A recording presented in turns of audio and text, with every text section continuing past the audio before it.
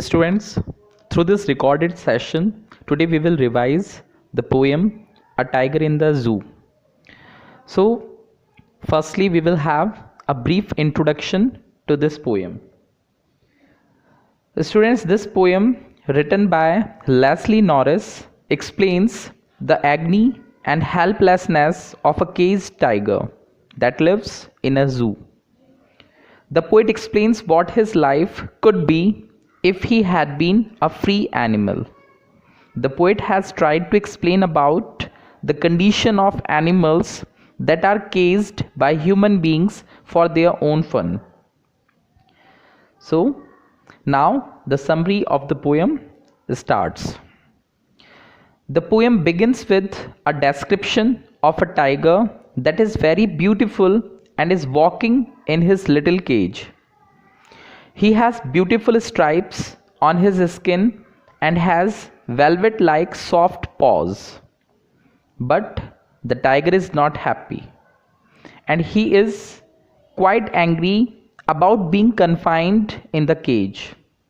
The poet says that if the tiger had not been confined in the zoo cage, he would have been hiding himself behind the long grass near some water body in order to catch its prey, that is, the deer.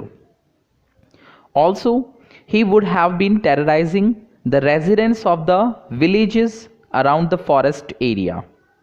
But the reality is totally opposite to it. He is confined in a cage which is made up of strong building material, and he is helpless there. He cannot show his power to the visitors, therefore never tries to terrorize them.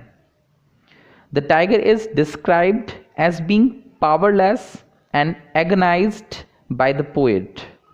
He says that during night also he is alone. He longs for his own freedom while hearing the voices of the patrolling vehicles of the police and looking at the stars at night. The cage life has totally changed the tiger's personality. The poet is trying to say that the animal, which is famous for its fearlessness and freedom, is confined and sad due to the human beings who want to derive pleasure by looking at him in the zoo cage. So students, this is the summary of the poem A Tiger in the Zoo. Hope you all have understood it. Thanks for watching the video. Have a good day ahead.